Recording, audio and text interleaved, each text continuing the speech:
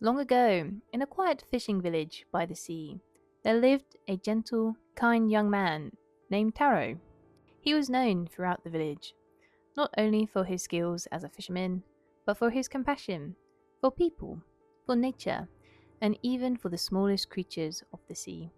Each morning, he cast his net beneath the rising sun, and each evening he returned with just enough fish for his parents and neighbors.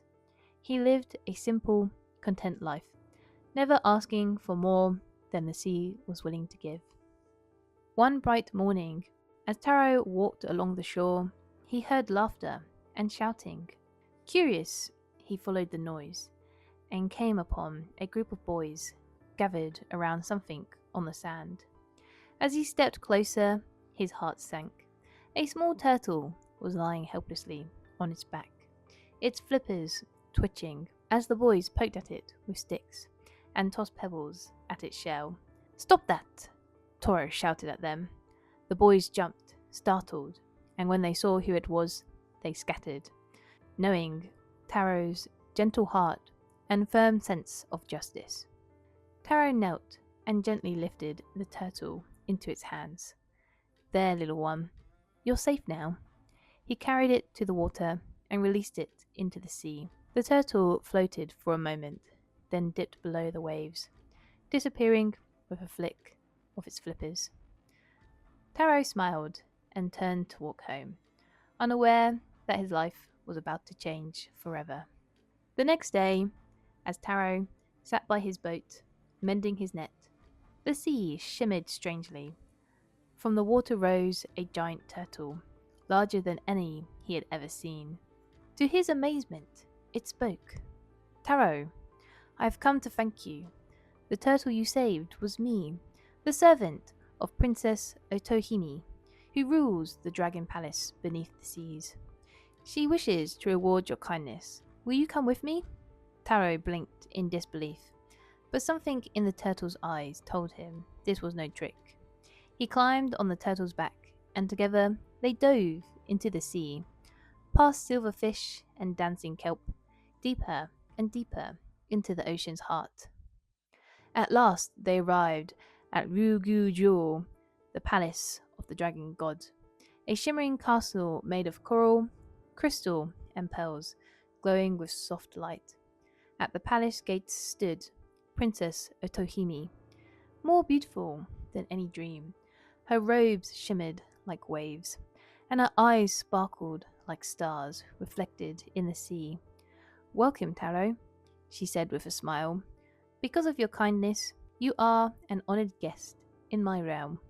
Taro was led through grand halls where fish in silk robes played music, jellyfish lanterns floated through the air, and golden carp served delicacies he never imagined.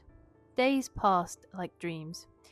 Each morning brought new wonders, and each evening he sat beside the princess, laughing, talking, forgetting the world above the waves. Time felt still, though the palace was a paradise. Taro began to feel a strange heaviness in his heart. One evening, he spoke softly to the princess. I miss my home, my mother, and my father, the village. I must see them again, even just once." Otohime's smile faltered, just slightly. "If that is your wish, I will not stop you," she said. "But take this with you." She handed him a beautiful, lacquered box tied with a silken cord. "This is the Tama Te Baku. It is a gift and a warning. Do not open it, no matter what happens. Promise me." "I promise," he said. With a final bow and a heavy heart, he climbed onto the turtle once more, and was carried back gently, back to the surface world. But when Taro stepped onto the shore, something was wrong. The village was different. Older, unfamiliar. The houses were strange, the faces unfamiliar. The boat he left behind was nowhere in sight.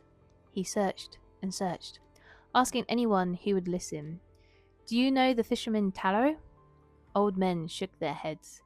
Children giggled. One elder finally answered, "Ah, I've heard that name in stories. A man who vanished into the sea.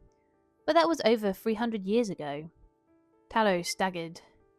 The days he had spent in the Dragon Palace had been centuries on the surface. His family, his friends, his home, all gone. Alone, heartbroken, and overcome with grief, he'd forgotten his promise. His hands trembled as he untied the tama tebako. The moment the box opened, a thick, white mist poured out like a breath of the gods. Taro cried out, but it was too late. The mist wrapped around him, and in moments his black hair turned white, his back hunched, and his hands withered. All the years he had skipped came rushing back at once. He had become an old man in an instant, ancient, forgotten, alone. The tamitebuku slipped from his hands, and the wind carried its last wisp of the magic into the sky. And so ends the tale of Taro. Some say he disappeared into the sea once more, his soul returning to the Dragon Palace. Others say the princess watched from afar, shedding silent tears for the man who could not stay. But his story lives on, a tale of kindness, wonder, time, and the bittersweet cost of longing for what once was.